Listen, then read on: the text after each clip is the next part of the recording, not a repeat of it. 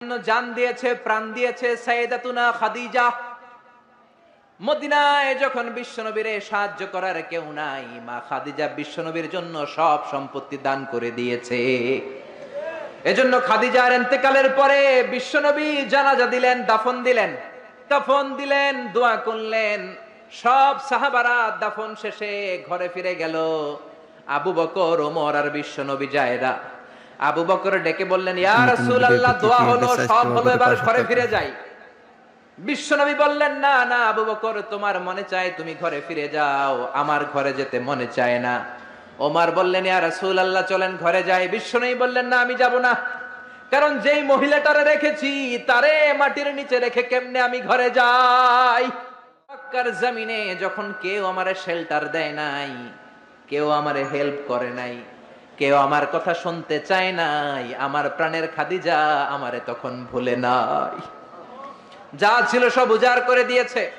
ওমর, তোমার মন চাইলে তুমি যাও, আবু বকর তুমি চলে যাও, আমি এখানে দাঁড়িয়ে থাকবো। খাদিজার কবরের 3টা প্রশ্নের জবাব আমি বিশ্বনবী নিজে দিয়ে তারপরে ঘরে ফিরে যাব রে আবু বকর। জিব্রাইল এসে বললেন, ইয়া রাসূলুল্লাহ, আপনি ঘরে ফিরে যান, আপনার দাঁড়িয়ে থাকার দরকার নাই। আরশের উপর থেকে আল্লাহ জানিয়ে দিয়েছেন খাদিজার কবরের 3টা প্রশ্নের জবাব আরশের উপর থেকে আল্লাহ নিজেই দিয়ে দিবে। তোমাদের মডেল হচ্ছে ফাতিমা, চিল্লায় বলেন ঠিক কিনা?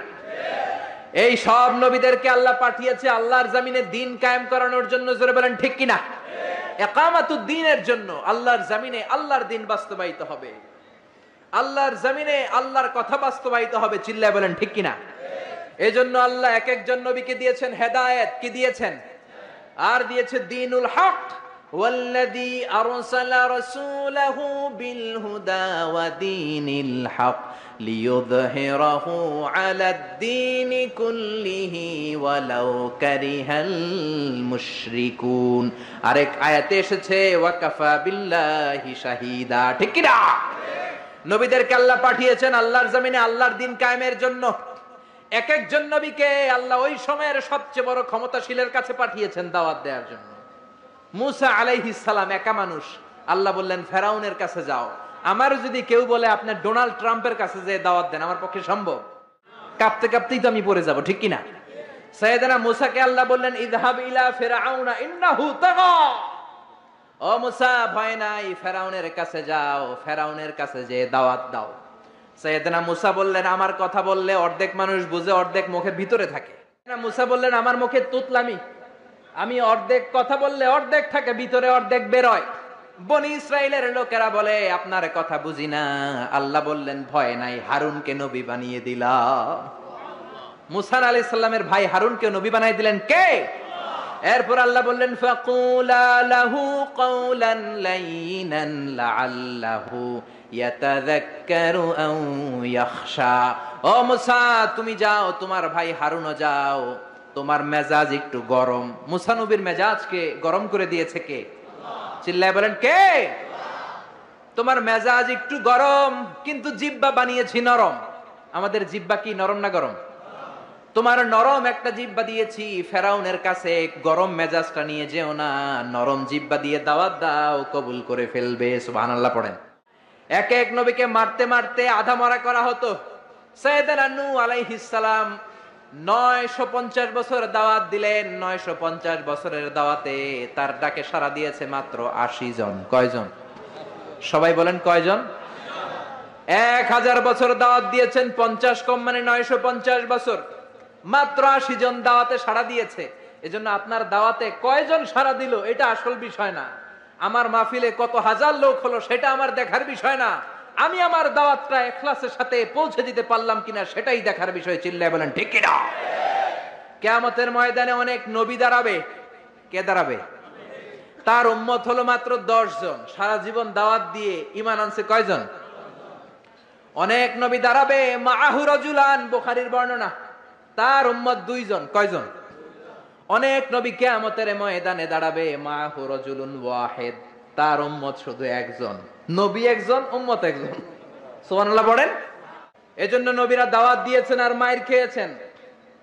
সাইয়েদনা নূহ আলাইহিস সালাম বললেন, রব্বি ইন্নী দাউতু কওমি লাইলা ওয়া নাহারা, ও রব আমি দিন রাত খালি দাওয়াত দিছি, ফালাম ইয়াজিদহুম দুআই ইল্লা ফিরারা, যখন দাওয়াত দিতে যেতাম আমার উম্মতেরা ভেগে ভেগে যেত।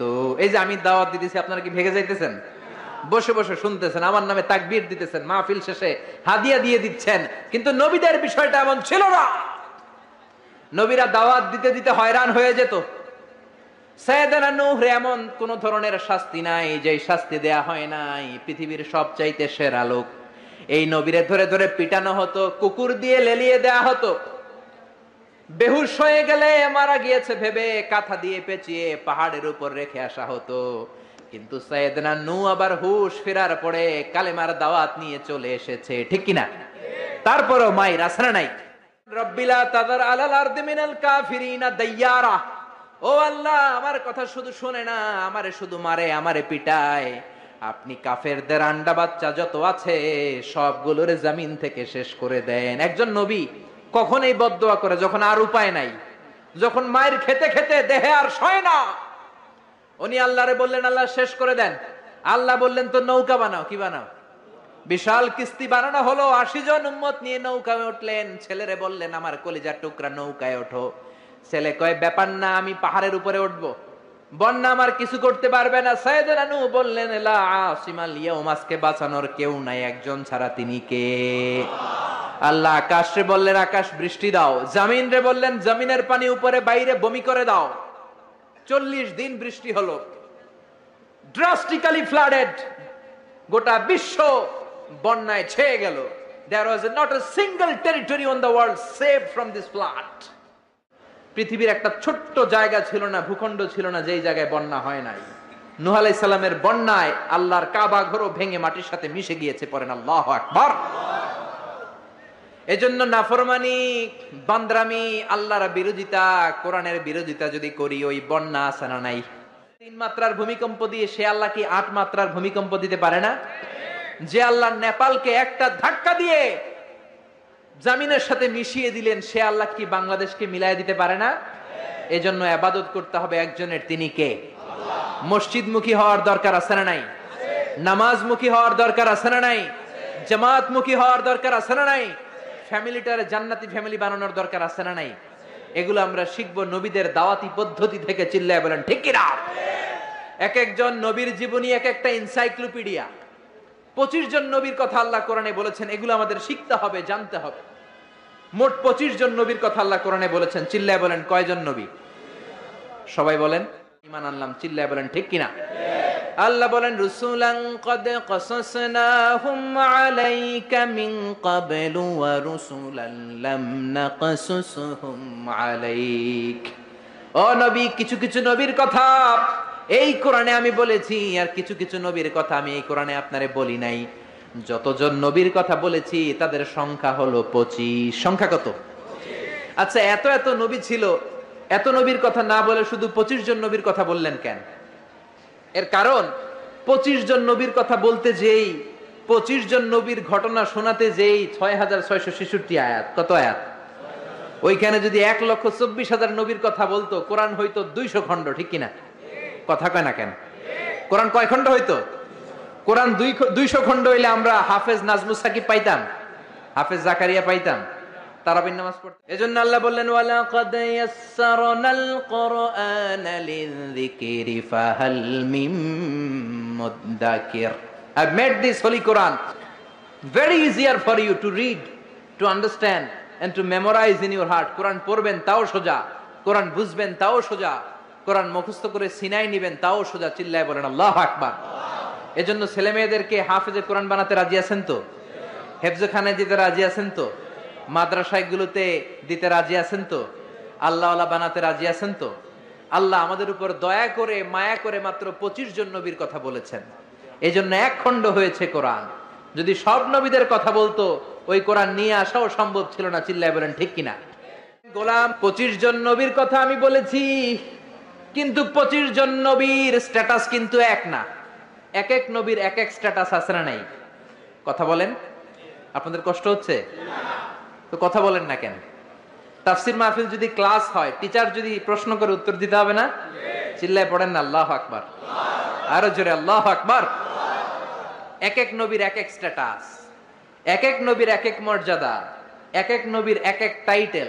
আমার টাইটেল আজহারি, আমার আবু নসর ভাইয়ের টাইটেল আশরাফি, আরেকজনের টাইটেল জেহাদি, আরেকজনের টাইটেল মাদানি, কারো টাইটেল আজাদি, কারো টাইটেল মাক্কি। এক এক নবীরও এক এক টাইটেল আছে না নাই? আদম আলাইহিস সালামের টাইটেল কি বলেন? সফিউল্লাহ। ঈসা আলাইহিস সালামের টাইটেল হলো রূহুল্লাহ। ইউসুফ নবীর টাইটেল হলো জামিলুল্লাহ। আজমালুন নাস ফিল আলাম, পৃথিবীতে সবচাইতে সুন্দর ছিল ইউসুফ নবী। সুবহানাল্লাহ পড়েন। এজন্য বিশ্বনবী বলতেন আনা মালিহুন ওয়া আখি ইউসুফু সবিহুন, আমি হলাম লাবণ্যময় সুন্দর, আমার ভাই ইউসুফ হলো সাদা সুন্দর। লবণের আরবি হলো মিলহ। মিলহুন মানে কি? আর লবণ থেকে লাবণ্যময় সুন্দর। বিশ্বনবী লাবণ্যময় সুন্দর আর ইউসুফ নবী সাদা সুন্দর। বলেন তো দুইটার মধ্যে কোনটার দাম বেশি? জোরে বলেন। সাইয়েদনা ইউসুফ নবীর চেহারা দেখে মিশরের রমণীরা মালটা ফল কাটতে যে আঙ্গুল কেটে ফেলছে। কাটতেছিল কোন ফল? মালটা চিনেন না?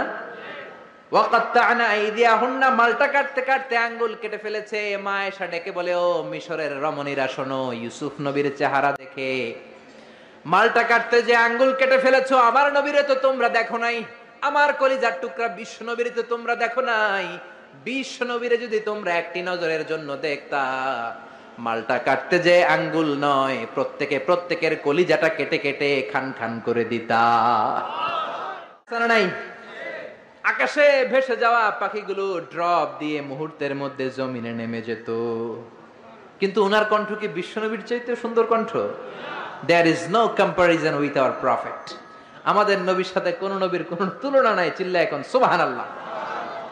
এভাবে এক এক নবীর এক এক মর্যাদা দিয়েছে কে? এজন্য নবী রাসূলরা হচ্ছে আমাদের জন্য রহমত। তাদের আনিত শিক্ষাগুলো আমাদের জীবনে বাস্তবায়ন করতে হবে। রাজি আছেন তো? এবার আমরা নবী এবং রাসূলদের ব্যাপারে something common among every prophets in the world, পৃথিবীর সব নবীদের মধ্যেই ছিল এমন 10টা বিষয় শুনে আলোচনা শেষ করব। পড়েন ইনশাআল্লাহ, যদি আপনাদের আগ্রহ থাকে শোনার। আগ্রহ আছে তো? কষ্ট হচ্ছে না তো? আমাকে যেই সহযোগিতাটা আপনারা করতে পারেন, জিজ্ঞেস করলেই বারুদের মতো উত্তর দিতে হবে। রাজি আছেন তো? চিৎকার করে সুবহানাল্লাহ বলতে হবে, আল্লাহু আকবার বলতে হবে। রেভেলেশনের আরবি হচ্ছে আল ওয়াহি, ওহী। সব নবীর কাছে ওহী দিয়েছে কে? ওহী ছাড়া কি নবী হওয়া যায়? ওহীর ইংরেজি হচ্ছে রেভেলেশন, সিক্রেট মেসেজ, গোপন বার্তা। যে দেয় সে জানে, আর যে পায় সে বোঝে, বাকিরা কেউ বোঝে। বিশ্বনবীর কাছে যখন ওহী আসতো বাকিরা বুঝতো? বিশ্বনবীর কাছে মাঝে মাঝে মৌমাছির ভন ভন আওয়াজের মতো ওহী আসতো। সাহাবারা চারদিকে মৌমাছির ভন ভন ভন ভন আওয়াজ শুনতে পেতেন, কিন্তু কোনো মৌমাছি নাই। আসলে এটা মৌমাছি নয়, কোরআনের আয়াত নাজিল করছে কে? তার মানে যে পাঠায় সে জানে, আর যার কাছে আসে সে জানে, আশেপাশের কেউ জানে না। সব নবীকে আল্লাহ ওহী দিয়েছেন, ওহী ছাড়া কেউ নবী হতে পারে।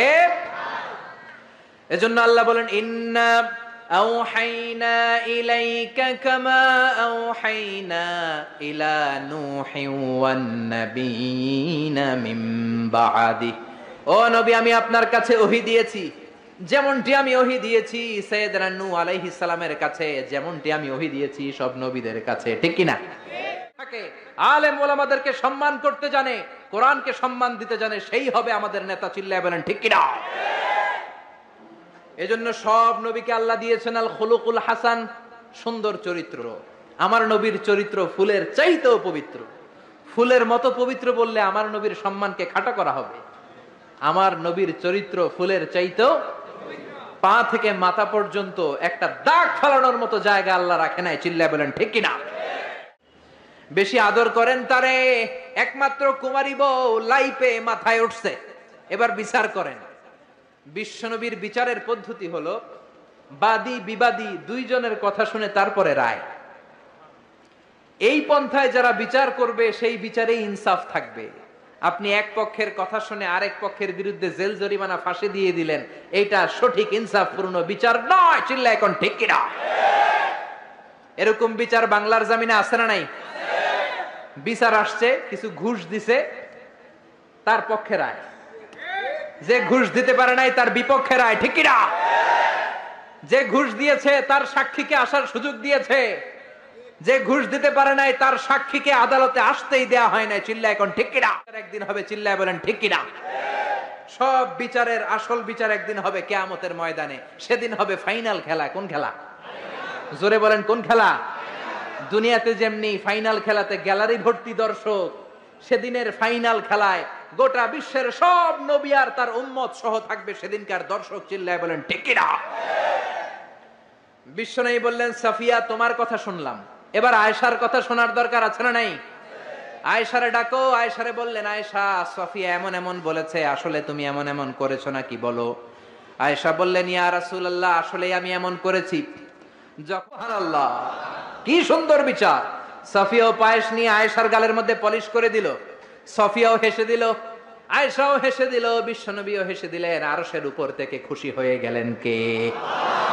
এজন্য সব নবীকে আল্লাহ দিয়েছে আল খুলুকুল হাসান, উত্তম চরিত্র। সকল নবীর চরিত্র ফুলের চাইতো। 3 নাম্বার হলো তাওহীদ। সব নবী তৌহিদের দাওয়াত দিয়েছে। কিসের দাওয়াত? তৌহিদেরই মুর্শিদ আমার মুহাম্মাদের নাম বলো, মুহাম্মাদের নাম। আল্লাহর নাম জপলে বুঝতে পারি আল্লাহরই কালাম বলো, মুহাম্মাদের নাম। সুবহানাল্লাহ পড়েন। সব নবীরা বলেছেন, ইয়া কওমি ইবুদুল্লাহ মা লাকুম মিন ইলাহিন গায়রু।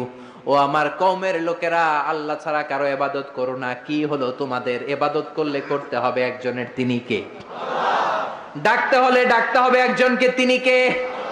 একদল আছে আল্লাহর কাছেও চায়, মসজিদেও যায়, দরগায়ও যায়, দুর্গায়ও যায়, আছে না নাই? এত জায়গায় যাওয়া যাবে না, এত জায়গায় কপাল ঠেকানো যাবে না।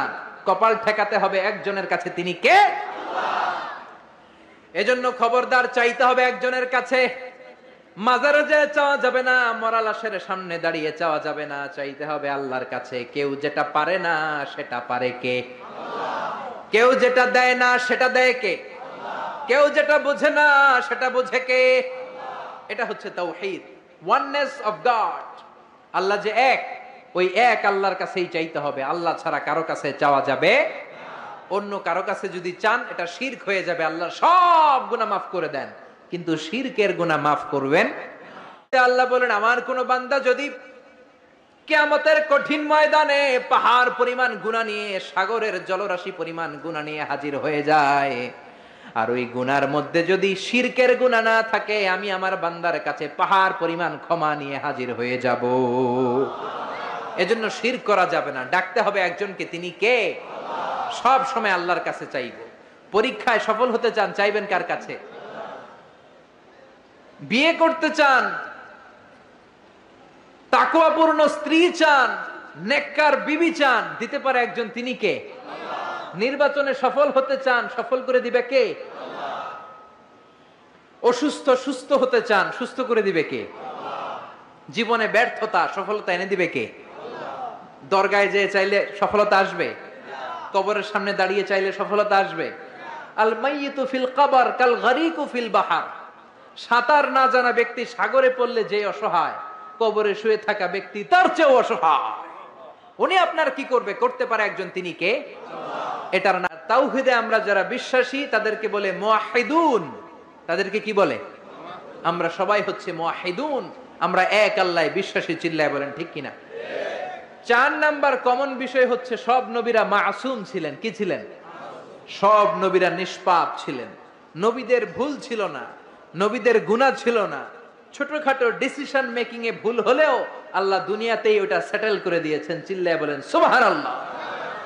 সাইয়েদনা আদমকে আল্লাহ বললেন, ওই গাছের কাছে যেও না। শয়তানের ধোকায় পড়ে গেলেন, আল্লাহ দুনিয়ায় পাঠিয়ে দিলেন। বছরের পর বছর কাঁদলেন।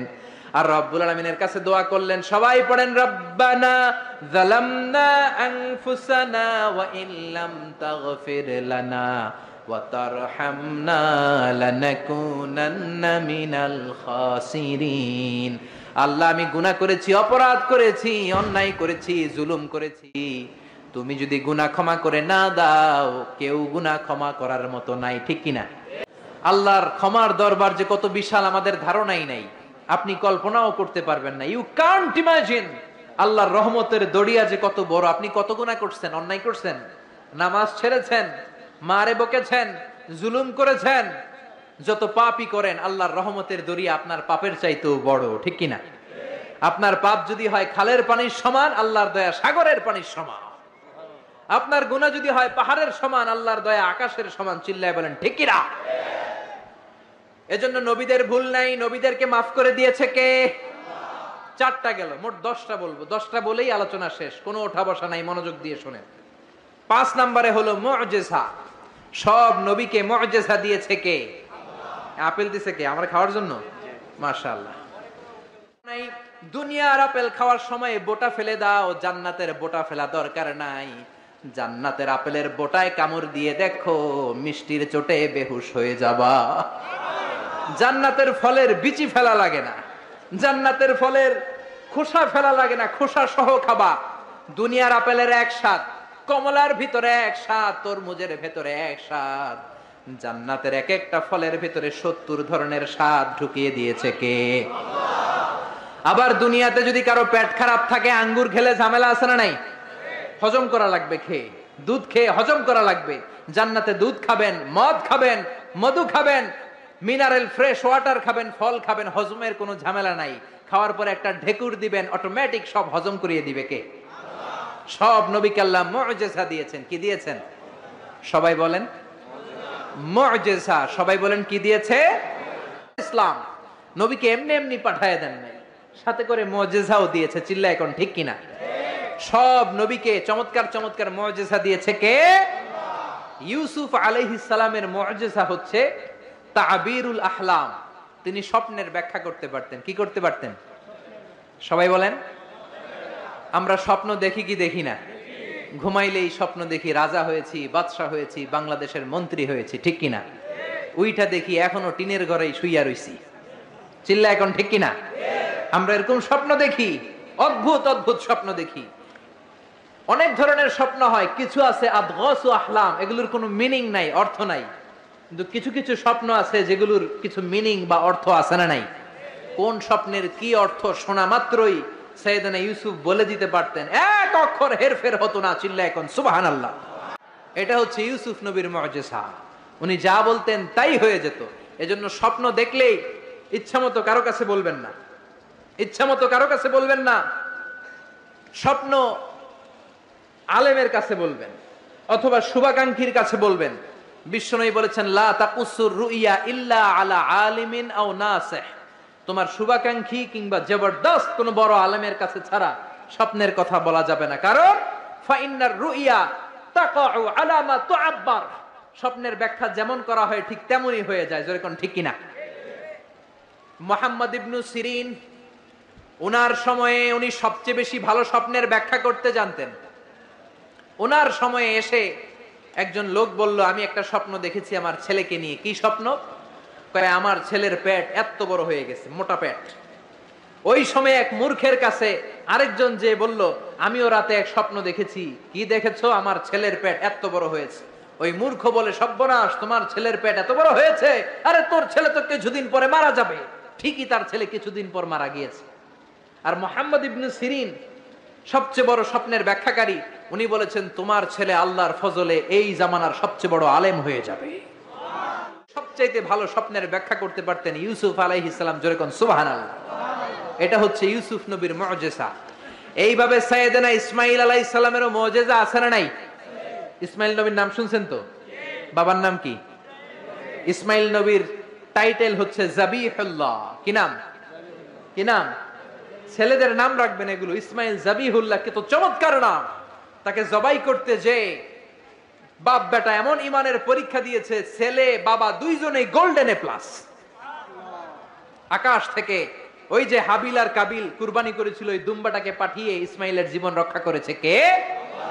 এই ইসমাইল নবীর জীবনের একটা মুআজিজা আছে। ওই মুআজিজাটা হচ্ছে ওনার পায়ের ধাক্কায় আল্লাহ জমজমের কুয়া সৃষ্টি করে দিয়েছেন। কোন সুবহানাল্লাহ।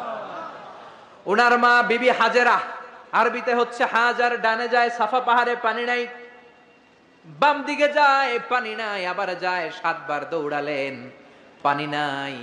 মা হাজেরার দৌড়া দৌড়িটা রব্বুল আলামিনের কাছে এত পছন্দ হয়েছে, কিয়ামত পর্যন্ত সব হাজীদের জন্য সাফা মারওয়ার মাঝখানে দৌড়া দৌড়িটাকে ওয়াজিব করে দিয়েছে কে? হাজেরা মরুভূমির তপ্ত বালু, কোনো পানি নাই, এসে দেখে ইসমাইল কাঁদতেছে আর তার কান্নার পায়ের ধাক্কায় জমিন থেকে ফুরফুর ফুরফুর করে পানি বেরোচ্ছে। সুবহানাল্লাহ। উনি আরবি ভাষা জানতেন না, উনি ছিলেন সুরিয়ানি ভাষার মানুষ। কোন ভাষার? সুরিয়ানি। সুরিয়ানি ভাষায় পানি যদি মরুভূমির বালির সাথে মিশে যায় তো পানি তো পাওয়া যাবে না, পানি খেতে হবে না। এজন্য উনি বালি দিয়ে বাদ দিলেন। কি দিলেন? বাদ দিচ্ছিলেন, আর সুরিয়ানি ভাষায় বলতেছিলেন ঝাম ঝাম। ঝাম মানে হচ্ছে কেফ কেফ, থাম থাম, পানি চলে যাস না, পানি তুই থাম। ওনার মুখের এই দুইটা শব্দ ঝাম ঝাম আল্লাহর কাছে এত ভালো লেগেছে, কিয়ামত পর্যন্ত এই কুয়ার নাম আল্লাহ ঝামঝামের কুয়া বানিয়ে দিয়েছেন। কোন সুবহানাল্লাহ। প্রতিদিন 2 লক্ষ উমরার ভিসা গোটা ওয়ার্ল্ডে সৌদি সরকার এম্বাসিগুলোতে ইস্যু করে। 2 লক্ষ মানুষ পানি নিয়ে যায়। আগে হাজী সাহেবানরা এরকম গ্যালান ভরে ভরে আনতো, এখন গ্যালান ভরে আনতে দেয় না। এখন যেই এয়ারপোর্ট থেকে ফ্লাই করে আপনি আপনার দেশে চলে যাবেন, ওই এয়ারপোর্টে সুন্দর একটা প্রজেক্ট আছে, জমজম প্রজেক্ট। 5 লিটার জমজমের পানি 9 রিয়াল দাম রাখে। এটা দিয়ে সৌদি আরবের অনেক ব্যবসা।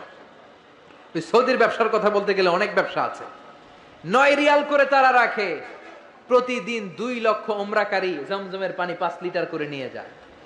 2016 সালে সৌদি আরবের ধর্ম মন্ত্রণালয়ের রিপোর্ট অনুযায়ী 16 সালে হজ করতে এসেছিল 19 লাখ হাজি। তার মধ্যে ইন্টারন্যাশনাল হাজি 15 লাখ, সৌদি হাজি মানে ন্যাশনাল হাজি 4 লাখ। 15 আর 4 লাখ কয় লাখ? এটা 16 সালে হওয়ার সময় 5 লিটার করে জমজমের পানি নিয়ে যায়। কিয়ামত পর্যন্ত গোটা বিশ্বের মানুষ জমজমের পানি খাবে, কিন্তু এই জমজম কুয়ার পানি 1 ইঞ্চিও নিচের দিকে নামবে না। কোন সুবহানাল্লাহ। কারণ এটা সাইয়েদনা ইসমাইলের মুজিজা, পায়ের ধাক্কায় বেরিয়েছে। জোরে কোন ঠিক কিনা? বিশ্বনবী যে রাতে মেরাজে যাবেন, ওই রাতে জিব্রাইল আলাইহিস সালাম বিশ্বনবীকে ঘর থেকে বের করলেন, হাতিমে কাবায় বসালেন। মেরাজের রাত্রিতে বিশ্বনবীর গলা থেকে নাভি পর্যন্ত ছুরি দিয়ে কেটে ফেললেন। এটাকে বলে ওপেন হার্ট সার্জারি। কি বলে? এই বিশ্বনবীর সিনা চাক, এটাকে কি বলে? শাক্কে সাদার, সিনা চাক, ওপেন হার্ট সার্জারি এখান থেকে আবিষ্কার হয়েছে। চিল্লায় পড়েন আল্লাহু আকবার। জিব্রাইল বিশ্বনবীর বুকটাকে ছিঁড়ে ফেললেন, বিশ্বনবীর অন্তরটাকে বের করলেন, কলিজাটাকে বের করলেন, তারপর জমজম কুয়ার পানি দিয়ে ওই কলিজাটাকে ধৌত করলেন। পড়েন সুবহানাল্লাহ। মুজিজা। চিল্লায় পড়েন আল্লাহু আকবার। এটা কোরআনের মজলিস। প্রতি মুহূর্তে রহমতের বারিধারা নাজিল করছে কে? চিল্লায় বলেন কে? সব নবীকে মুজিজা দিয়েছে কে? সুলাইমান আলাইহিস সালামের মুজিজা হচ্ছে ওয়া উল্লিমনা মানতিকাত তাইর ওয়া উতিনা মিন কুল্লি শাই। উনি পাখির ভাষা বুঝতেন। আপনি পাখির ভাষা বুঝেন? আমি বুঝি? পৃথিবীর কেউ বুঝে?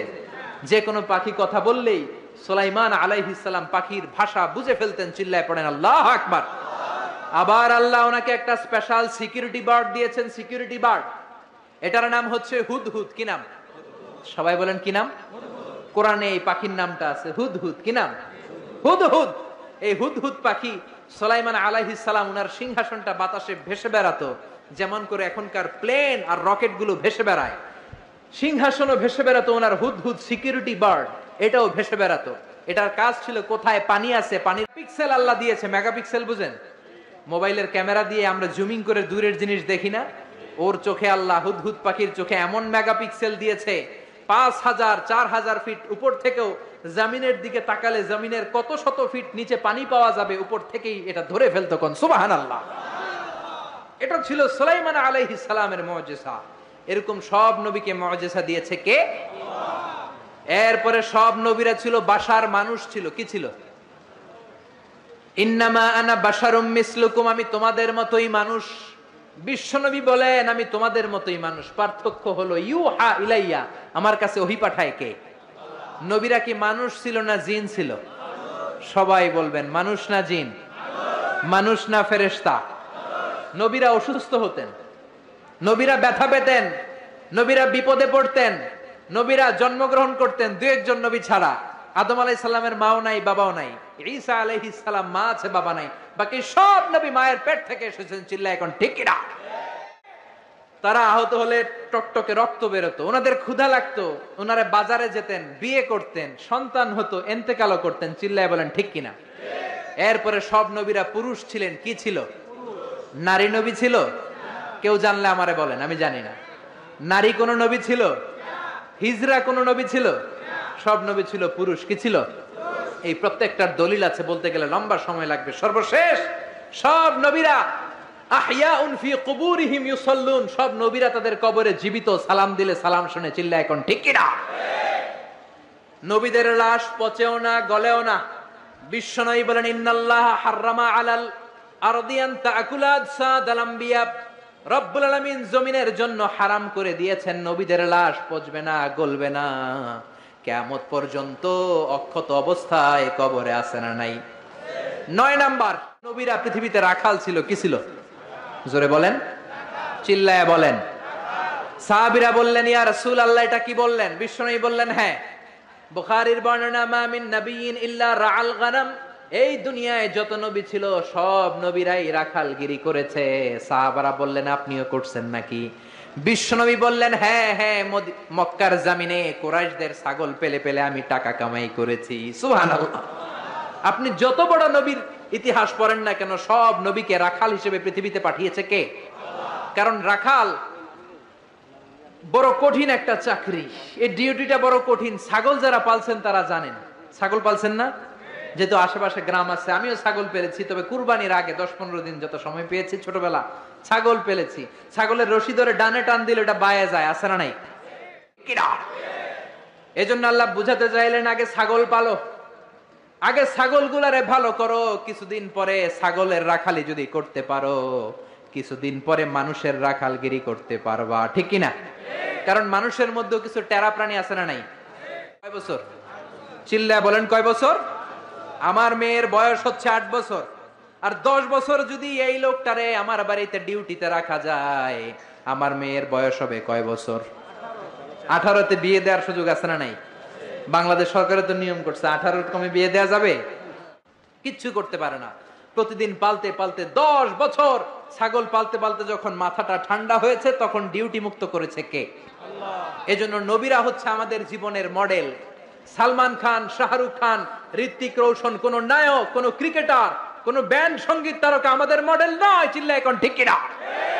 মা আসিয়া, খাদিজা, আয়েশা, ফাতেমা হচ্ছে আমাদের বিবিদের, আমাদের বউদের, আমাদের বোনদের মডেল। চিল্লায় বলেন ঠিক কিনা? এজন্য নবীরা যেভাবে সবর করেছে ওইভাবে সবর করে দাওয়াত দেওয়ার দরকার আছে না নাই? নবীদের পথে যদি থাকতে চাও, কেউ তোমারে ফুলের মালা গলায় দিবে না, তোমারে জেলে ঢুকাবে। চিল্লায় এখন ঠিক কিনা? বিপদ আসবে, হুমকি আসবে, ধমকি আসবে, কিন্তু বিপদকে ভয় পাওয়া যাবে না। নবীদের পথে আমরা থাকতে চাই। রাজি আছেন তো? সবাই রাজি আছেন? সেটা হচ্ছে ইসলাম। চিল্লায় বলেন কি নাম? সাইয়েদনা আদম নবীর ধর্মের নাম কি? নূহ আলাইহিস সালামের ধর্মের নাম কি? বিশ্ব নবীর ধর্মের নাম কি? এই জন্য নবীরা ভাই ভাই, তাদের শরীয়ত ভিন্ন হতে পারে, কিন্তু ধর্ম একটা। ধর্মের নাম কি? এজন্য নবীদের জীবনী থেকে শিক্ষা নেয়ার দরকার আছে না নাই? নবীরা আমাদের মডেল। শাহরুখ খান আমাদের মডেল নয়, ঋত্বিক রোশন আমাদের মডেল নয়, আমির খান আমাদের মডেল নয়, নেইমার আমাদের মডেল নয়, মেসি আমাদের মডেল নয়। আমাদের মডেল হচ্ছে বিশ্বনবী। চিল্লায় বলেন ঠিক কিনা? নবীরা হলেন ভাই ভাই, নবীদের ধর্ম হলো একটা। আমাদের ধর্মের নাম কি? চিল্লায় বলেন। নবীরা আমাদের মডেল, নবীদের মুমিন বিবিরা আমাদের মডেল, ফেরাউনের স্ত্রী আসিয়া আমাদের মডেল। আমার মাইকের আওয়াজ যে সমস্ত মা বোনদের কানে যায়, ও আমার মায়েরা, জান্নাতুন নাইম এভরিল তোমার মডেল নয়, নুসরাত ফারিয়া তোমার মডেল নয়, ঐশ্বরিয়া রায় তোমার মডেল নয়, শাকিরা তোমার মডেল নয়। তোমার মডেল হচ্ছে খাদিজাতুল কুবরা তাহেরা। তোমার মডেল হচ্ছে মা আয়েশা রাদিয়াল্লাহু আনহা, তোমার মডেল হচ্ছে বিশ্বনবীর 11 বউ। চিল্লায় বলেন ঠিক কিনা? মদিনায় যখন বিশ্বনবীরে সাহায্য করার কেউ নাই, মা খাদিজা বিশ্বনবীর জন্য সব সম্পত্তি দান করে দিয়েছে। এজন্য খাদিজার ইন্তেকালের পরে বিশ্বনবী জানাজা দিলেন, দাফন দিলেন, কাফন দিলেন, দোয়া করলেন।